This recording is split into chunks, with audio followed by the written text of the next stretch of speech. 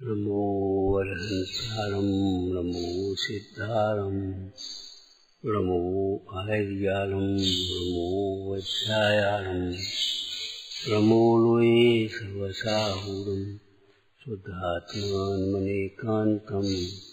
साधुमुक्तं मङ्गलं वन्दे सन्दष्टिसिद्ध्यर्थं सन्दष्टिप्रकाशकं मङ्गलं भगवान् वीरो मंगलम गौतम गणे मंगलम कुंद कुंदाद्यो येन धर्मोस्तु मंगलम सर्वमंगल मांगल्यम सर्वकल्याणकारकम प्रधानम सर्वधर्माणां जैनम जयतु शासनम ये झाया झाणिग्रहे कम कलंक दहे नित्य निरंजनानमय परमप्रणवे नमः समय साराय स्वामी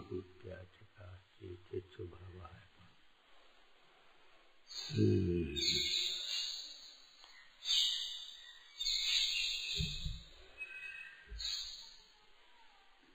तोते की उलझन इतनी है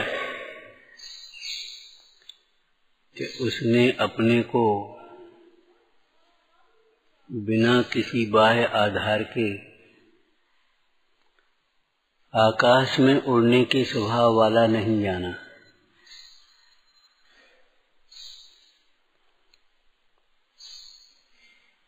नलिनी ने उस तोते को पकड़ा ही नहीं है, वह भ्रम से तोतिया नलिनी को पकड़े हुए है, भ्रम से नलिनी को पकड़े है। उसको ऐसा लगता है कि अगर मैं इसे छोड़ दूंगा तो गिर जाऊंगा, मर जाऊंगा, जबकि है उल्टा।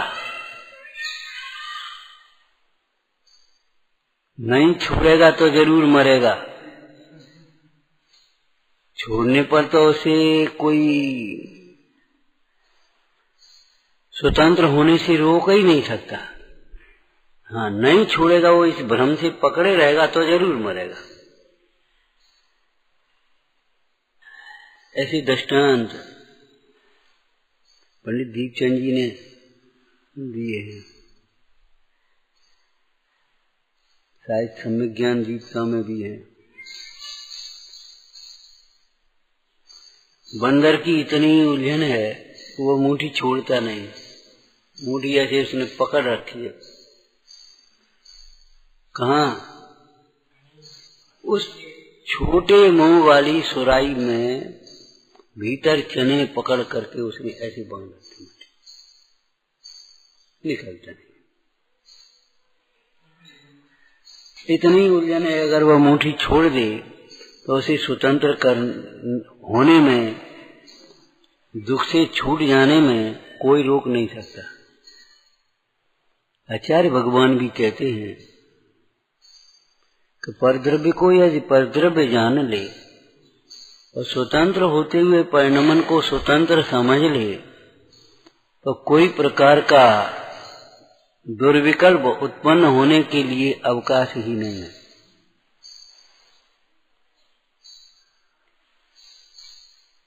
इसलिए मिथ्यात्व का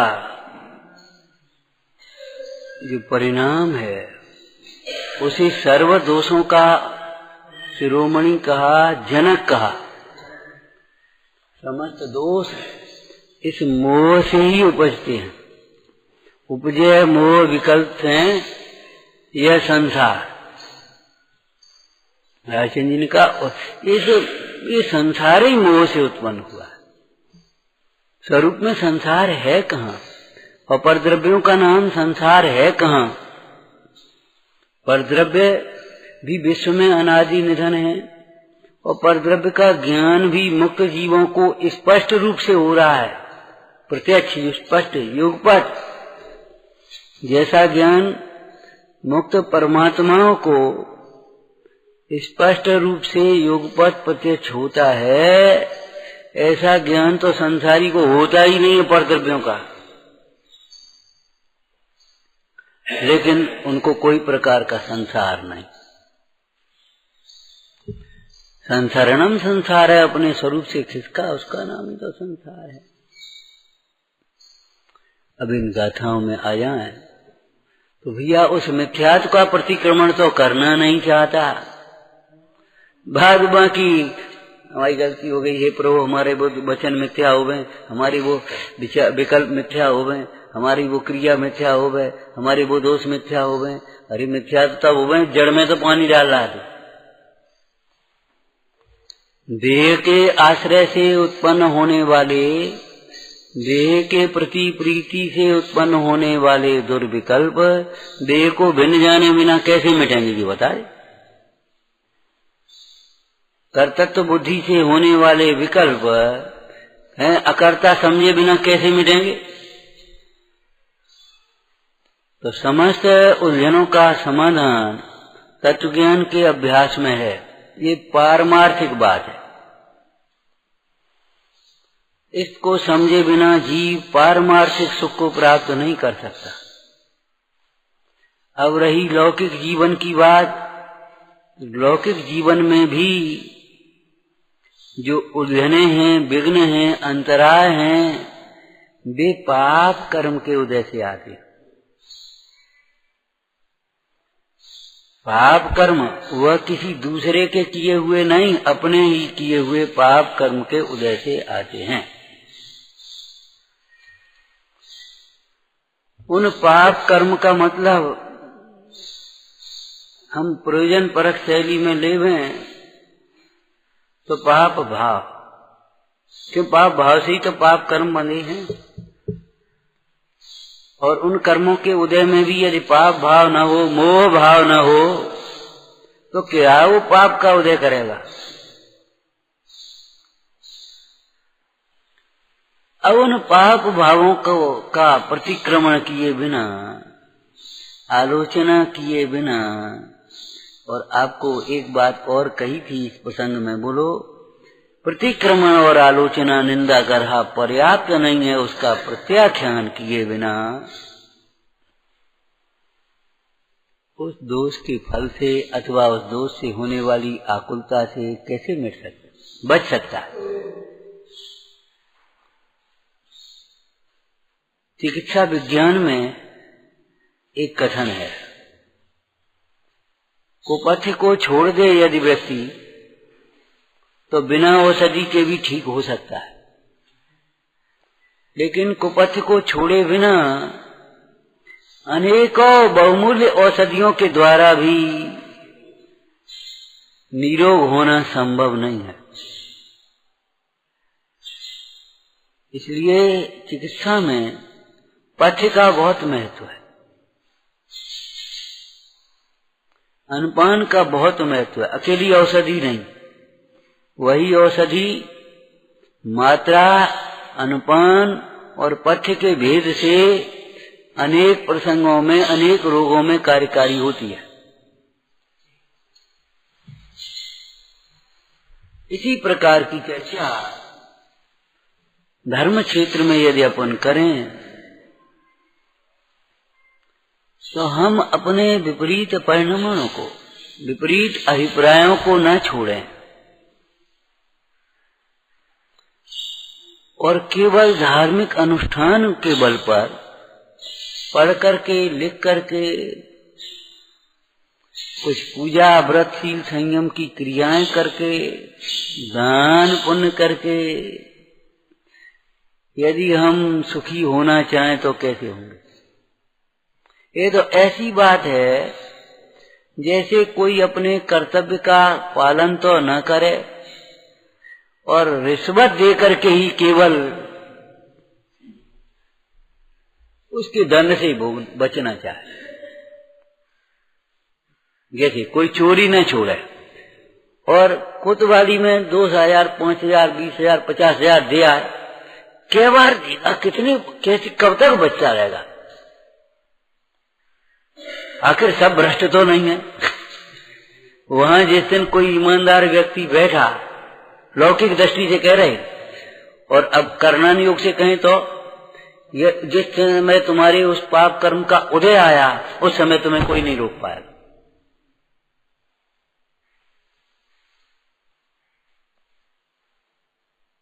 दे लेकर के थोड़ी देर के लिए घायल पुण्य पापानुबंधी पुण्य के उदय में दब जाए तो आखिर दबी तो है, मिटी तो नहीं है।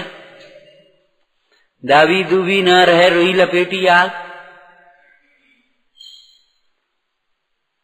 शांतता का और प्रतिष्ठा का तो एक ही उपाय है, नियमित हो जाएं। जैसे लौकिक में हम अपने व्यापार को नियमित कर लें, हम अपने व्यवहार को सीमित कर लें।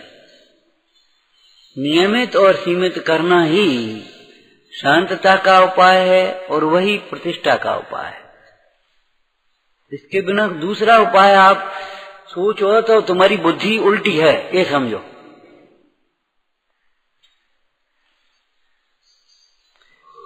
ऐसे ही जब कोई हमें पाप के उदय आए तब तो हमें भक्ति सूझे, दो चार स्तोत्र पढ़ लेवे, भक्ति कर लेवे, माला फेर लेवे, तीर्थ यात्रा करावे, कोई दान पुण्य कर लेवे, छत्र चढ़ा देवे, दीपक धर देवे, परिक्रमा कर लेवे। भैया ये कोई विधि नहीं, ये कोई विधि नहीं। ये तो व्यवहार धर्म भी नहीं है। व्यवहार धर्म भी निष्काम भाव से होता है।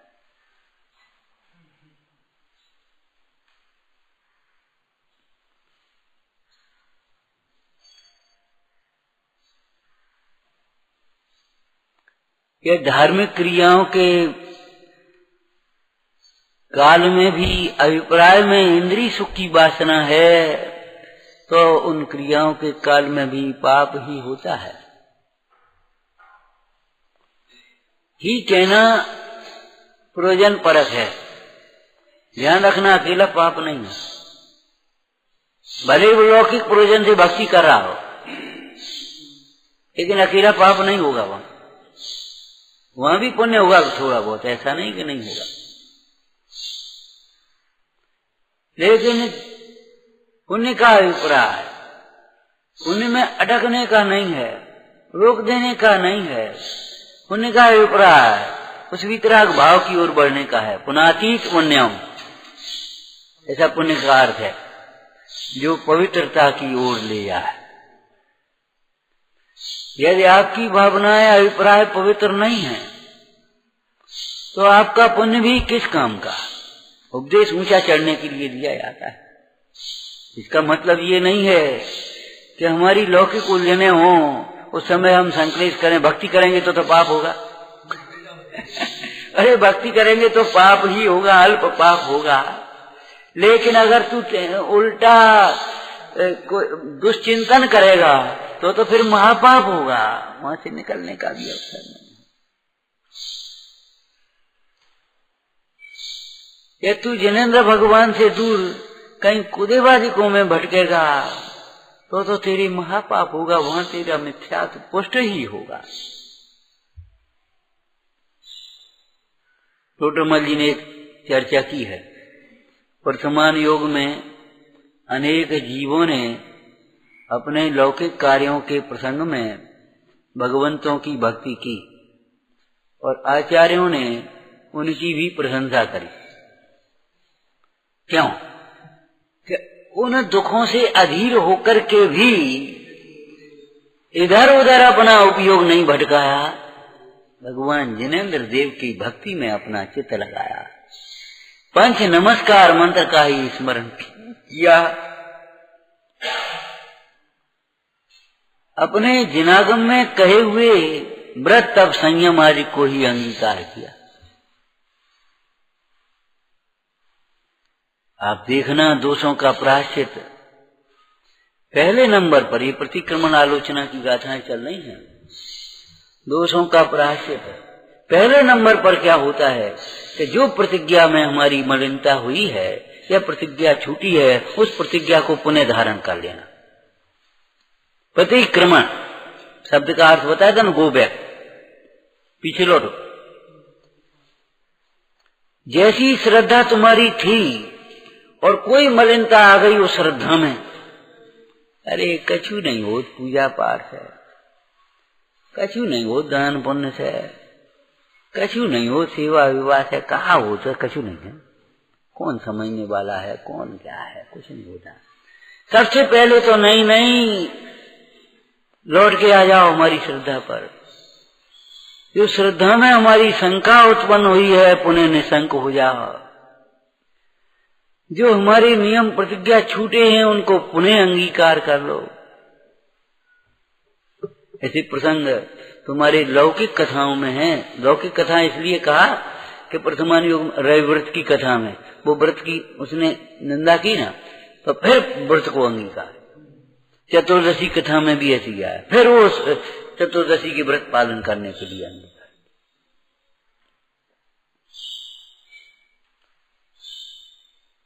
जो बाहर हम भटक गए थे हैं, चाहे किसी के कहने से भटक गए हो, उधर चले जाओ तुम तो, और उसके कहने से चले गए हो, या हम अपने ही वैसे ही चले गए हो, चलो तो इधर ही से निकल जा। और अगर वो मार्ग नहीं है तो पहले लौट के आओ, वो बैक आ जाओ वहीं। अब यहां से फिर अपना रास्ता पकड़ो। जो हमारी श्रद्धा में मलिनता हुई हो, परिणामों में मलिनता हुई हो, हमारी विपरीत प्रवृत्ति हुई हो, हमारा देवगुरु धर्म के प्रति समर्पण भाव छूटा हो, पुनः वहां आ जा लौट के। पहले नंबर की प्रतिक्रमण का, और नहीं तो प्रतिक्रमण निष्फल ही हुआ। वचनों से कहने मात्र से हमारा दोष मिथ्या हो, ये सब आएगा इसमें।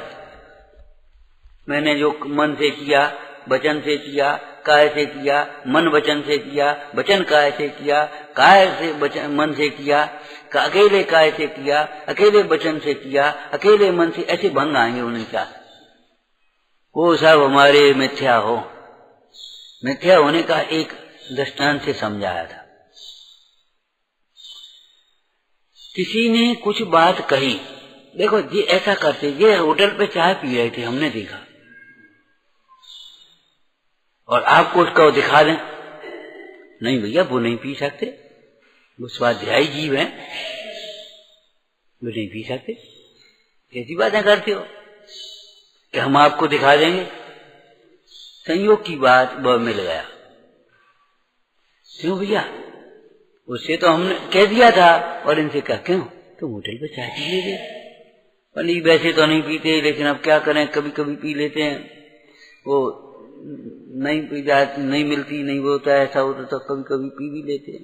बोले क्या करते हो, बदनामी होती, वो ऐसा कह रहा था। आज की बात कुछ नहीं, क्या अब उसने कहा था हम तुम्हें दिखा देंगे, तो हमने कहा दिखा देना तुम।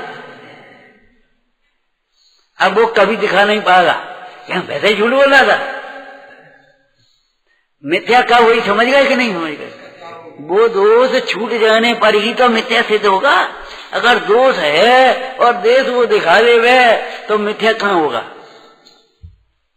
ऐसे दोषों का जो प्रतिक्रमण है, हमारा मिथ्यात हो चाहे कसाय हो, और जब मिथ्यात कसाय भावात्मक दृष्टि से कहते हैं तो मिथ्यात और कसाय के वशीभूत होने वाली मन वचन काय की प्रवृत्ति, मन की प्रवृत्ति माने विचार, वचन की प्रवृत्ति माने वाचन चर्चा, और काय की प्रवृत्ति माने चेष्टाएं क्रियाएं, वे जब नहीं रही तो अब बता मिथ्या तो हो जाए।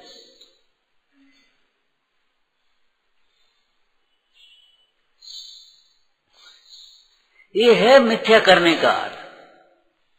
देखो मिथ्या हो तो मिथ्या होने का मतलब, अब आप अपनी भाषा में बोल दो, अभाव।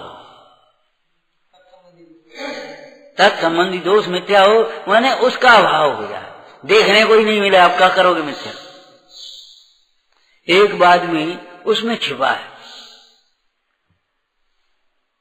उसने कहा अच्छा तो तलाशी लेते हैं। जब तलाशी ली तो उसमें नहीं निकला तो मिथ्या सिद्ध हो गया ना। वो हमने तुम्हारी सूचना पर विश्वास करके ठीक नहीं किया, एक महामंत्री जैसा रत्न खो दिया, जिसकी महामंत्री तो काल में देश ने उन्नति की थी। पकड़ो इसको अरे हम अकेले कहा को षड्यंत्रों की पूरी कतार है, इसमें सब शामिल हैं। कौन? जिनके स्वार्थ की सिद्धि नहीं हुई। ध्यान रखना, स्वार्थ में मान भी है जिन्हें मान नहीं मिला।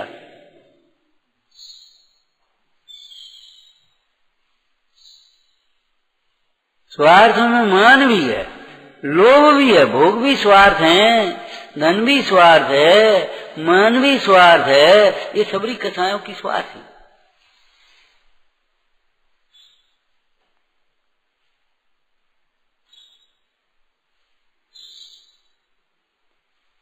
स्वार्थ की सिद्धि नहीं हो रही थी।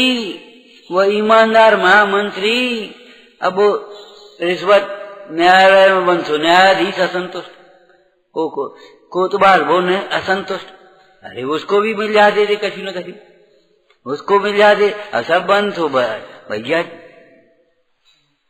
इनका कुछ बाल बच्चा तो है नहीं, अकेले बैठे इन्हें क्या करने, राज्य में लगी रहती हैं। हम लोगों की तो सब देखना है, तनख्वाह से क्या गुजर होती है। पढ़ा है ना तुमने वो एक अंक विचारना। और जब वह तलाशी ली गई कुटिया की और नहीं निकली अंगूठी, अंगूठी मिली नहीं और हमारा स्वाभिमान तुमने चौराहे पर नंगा कर दिया। चलो ठीक ही है, इसी में जीवन चला जाता। न्याय से कार्य करने में, प्रजा की सेवा करने में हमको संतुष्टि मिलती थी। चलो एक अच्छा काम है, हो रहा है, कहा है, ठीक है। आत्म कल्याण में तो रुके थे, अटके थे, चलो बढ़िया रहे। आत्म कल्याण में लगे, आत्म कल्याण।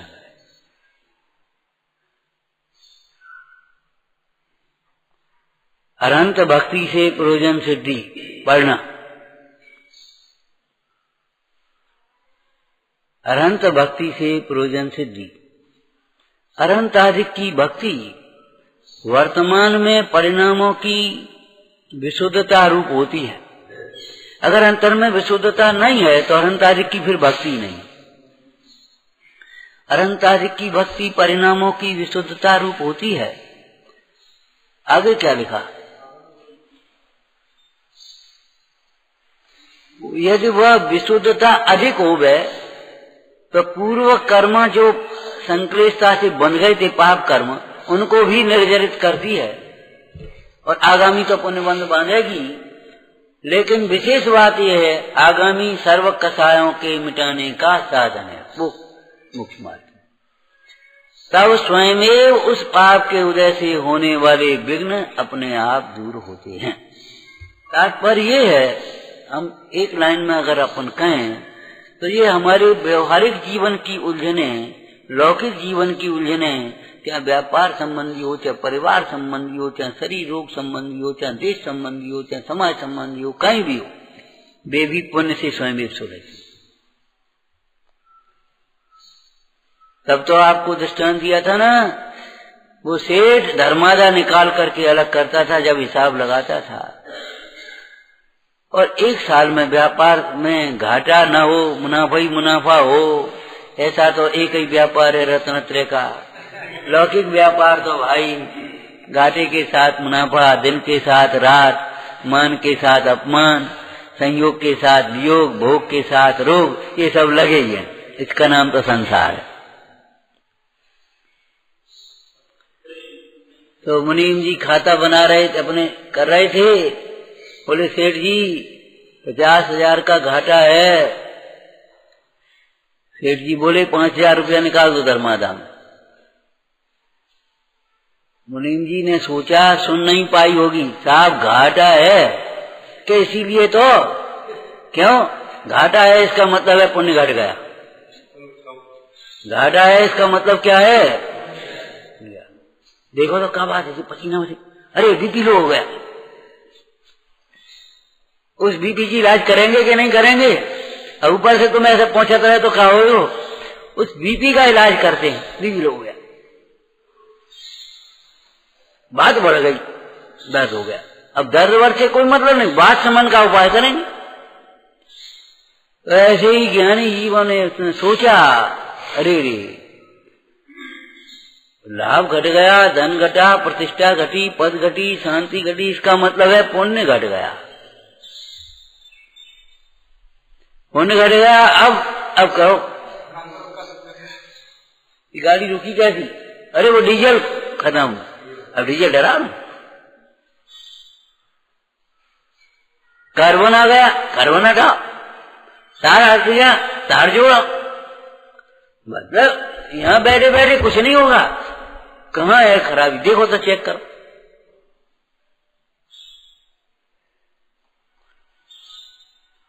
सेठ जी बोले इस व्यापार में लाभ घटा है, इस आमदनी घटी, इसका मतलब है पुण्य घटा है, और पुण्य को घटाएं और घटा है और पुण्य ही और छोड़ें, तब तो हो गए बंटा जहाज, हो गया वहां। फिर का तुम सुलझा पाओगे अपनी उलझनों को, कैसे छूट पाओगे दुख से, कैसे स्वास्थ्य लाभ होगा तुम्हारा, कैसे पद प्रतिष्ठा कैसे कर पाओगे? बोलो। असफलता इस बात का द्योतक है, लौकिक लाइन बोल रहे हम, बोलो, प्रयास पूर्ण रूप से ढंग से नहीं किया गया, केवल लौकिक बात है, ध्यान रखना। क्यों कि हम बाह्य दृष्टि से पूरा प्रयास भी करें, लेकिन एक कार्य में अनेक कारण है, उसकी कालब्धि, उसका भवितव्य, उसका उदय निमित्त योग्य होने न पर नहीं हो पाता। समयो एक घटे नहीं बढ़ती जो सुख दुख की पीड़ा। अरे रे प्रभु, वाक्य उदय में तो धर्म ध्यान में और अधिक सावधान होना चाहिए। भगवती आराधना का तुम्हें बताया था ना, देखो सामान्य रोग में तो एक आध दवाई ले ली और अपने घर पर अपनी दुकान भी चले गए, रोटी भी खा ली, अपनी ड्यूटी करे आए, हमको फिर गोली खा ली, ठीक ठाक हो गए, चलो कोई बात नहीं। लेकिन जब विशेष रोग होता है तब तो वहां एडमिट होना और उसकी एक एक घंटे घंटे का, आधा घंटे का उसकी पूरी रिपोर्ट, पूरा निरीक्षण, पूरा उपचार जरूरी होता है। ऐसे ही जब तीव्र पाप का उदय हो तब सामान्य कार्यों से, सामान्य धर्म ध्यान जो हम करते रहते हैं उससे कार्य सिद्धि नहीं होती। उस समय तो विशेष अनुष्ठान चाहिए, लेकिन उस निदान भाव से नहीं, ध्यान रखना।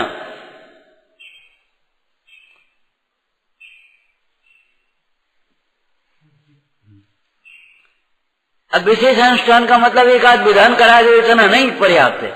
विशेष अनुष्ठान का मतलब, बोलो बहुत अच्छा अर्थ बोला, विशेष स्वाध्याय चाहिए, विशेष भक्ति चाहिए। अरे यही तो अनुष्ठानों के मूल हैं भैया। अच्छा एक बात बोलो, तुम विधान कराओ और हम प्रवचन सवेरे संजाल नहीं हो तो क्या हो, वो विधान से क्या होने। अब विधान करो, तुम अपने काम में लगी रहो और वो वहां चलता रहे, ये बैठाते थे पंडित जी अपने पहुंचते रहते, वे अपने काम में लगी रहते।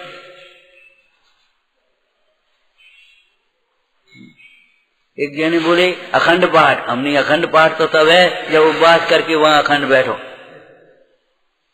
आया मैदान में नहीं, सो नहीं, 1 घंटा भी बैठे, 2 घंटा भी बैठे, 3 घंटा भी बैठे, 4 घंटा भी बैठे, हम अपन क्या टाइम मिल जाए तो हम देख जाए, और कोई बात तो नहीं। ये अखंड है तुम्हारी तुम तो अखंड हो ही नहीं।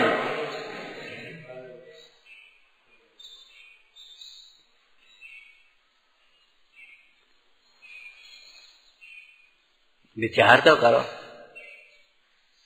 अखंड दीपक सम्यक ज्ञान हमारे जीवन में प्रति समय विवेक की ज्योति ज्वल्यमान रहे, जागृत रहे हमारा विवेक।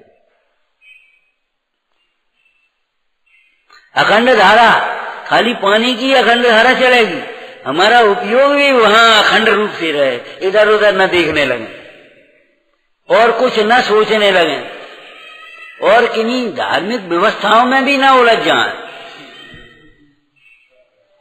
कि इधर शांत धारा हो रही, उधर तो न भैया, हाँ कर ले भैया दान दक्षिणा।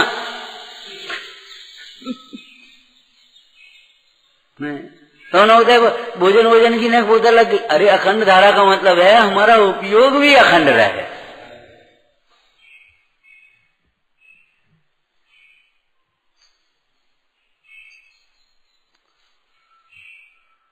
अनुष्ठान का मतलब केवल बाह्य क्रिया से मतलब थोड़ा ही है। हमारा स्वाध्याय विशेष होना चाहिए। अरे भीड़ भाड़ जब होती है तब तो बालक माँ की उंगली और कस करके पकड़ लेता है।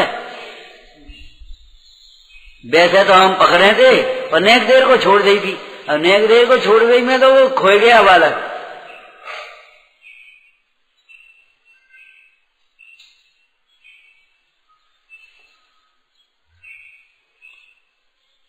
जो भगवती आराधना में चर्चा आई क्रिया, जो धार्मिक अनुष्ठान है वे भी हमारे आचरण के माध्यम से ही हमें सुखी करते हैं, हमारा दुख दूर करते हैं। उन धार्मिक अनुष्ठानों में जो हम संयम पालते हैं, जो हम स्वाध्याय सुनते पढ़ते विचारते हैं, जो हम भक्ति में प्रवर्तते हैं, जो हमारी उन पाप कार्यों से लौकिक कार्यों से निवृत्ति होती है, वही हमें फलदायी होती है। आरोपण करके भैया वो विधान करा, बहुत शांति मिली, बहुत सब काम हो गया हमारा। विधान से नहीं, विधान के समय में जो परिणामों की विशेष विशुद्धता हुई, उस विशुद्धता से ही हमारे जीवन में शांतता हमको मिली। हमारे पाप कर्म का संक्रमण अधिक हुआ, अपकर्षण अधिक हुआ अथवा निर्जरा हुई, उसे भी बुरी। इसलिए इन प्रतिक्रमण आदि के प्रसंग में 2-3 बातें मुख्य रखना। एक तो मिथ्यात्व को मुख्य रखना, और नहीं तो आपको एक दृष्टांत दिया था, बोलो कभी दिया हो, ब्याज चुकाता रहे और मूल न चुका है, कितने दिन में ऋण होगा? हर महीना के महीना तुम ब्याज दे आओ, ब्याज के लिए कमाते रही हो। क्या कह रहे हो? चाहिए ब्याज के लिए कमाते रहे। थोड़ी पूंजी हो भैया, थोड़ा व्यापार करो, शांति से करो, हैं ये इतने उतने से लप सब करके जल्दी से करोड़पति बनने की कोशिश मत करो, नहीं तो अपना टेंशन भी होगा और अपने को कुछ मिलेगा भी नहीं। जितना उदय है उससे ज्यादा कहाँ मिलेगा, कब मिलेगा, कैसे मिलेगा? तुम सोचा इस व्यापार में नहीं, इसमें मिलेगा, इसमें नहीं, उसमें मिलेगा, किसी में नहीं मिलेगा। और पुण्य उदय होगा तो सब में मिलेगा, क्योंकि व्यापार भी पुण्य के माध्यम से ही आपको फलीभूत होते हैं। अच्छा, सर्विस में तो सब पुण्य पाप की कोई बात नहीं, वो तो अपनी निश्चित तनख्वाह मिलनी है। सुनो, निश्चित तनख्वाह सर्विस में भी नहीं मिलती, महीनों अटकी रहती है, सस्पेंड हो जाते हैं, निकाल दिए जाते नौकरी से। कितने लोग नौकरी से निकाले गए थे अभी कंपनियों में से, कितने आत्मघात हुए थे। उन्हें जरूरत नहीं, अब निकाल दिए। तुम देखो अपने, हम क्या करें? ऐसा नहीं है, वहां निश्चितता है। निश्चिंतता तो तत्व ज्ञान के बल से ही होती है। निश्चिंतता कोई बाहर की एग्रीमेंटों से नहीं होती। हम और आप अनुबंध करने वाले होते कौन है? आज अनुबंध कर लिया, देखो भाई 1 साल तुमको यहाँ रहना पड़ेगा, तो पंडित जी ठीक है, 1 साल में बराबर आपका भी प्रवचन चलेगा। हाँ भैया चलो ठीक है, हम करेंगे, हम कम नहीं जाएंगे और हम भी कम नहीं जाएंगे। और कल का बोले हो तो बताओ क्या करेंगे? बताओ, हम तो और आप एग्रीमेंट करने वाले होते कौन है? अनुबंध बांधने वाले वहां तो पहले से ही अनुबंध बने हैं। हम और आप व्यवस्था करने वाले होते कौन हैं? वस्तु की व्यवस्था तो बनी हुई है अकृत्रिम रूप से। विचारना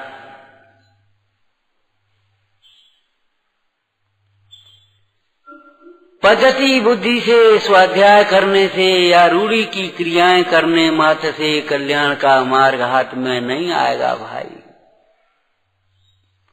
जागृत विवेक और यत्नाचार पूर्वक हमारी जो प्रवृत्ति है आत्म कल्याण के लक्ष्य से, सदैव आत्म कल्याण के लक्ष्य से, आत्महित की दृष्टि से, वही हमें आगे बढ़ा सकेगी, वही हमारा पग प्रदर्शक है। ओम नमः। शयानंदी शोध स्वरूपी अविनाशी आत्म स्वरूप, शयानंदी शोध स्वरूपी अविनाशी आत्म स्वरूप, शयानंदी शोध स्वरूपी अविनाशी आत्म स्वरूप।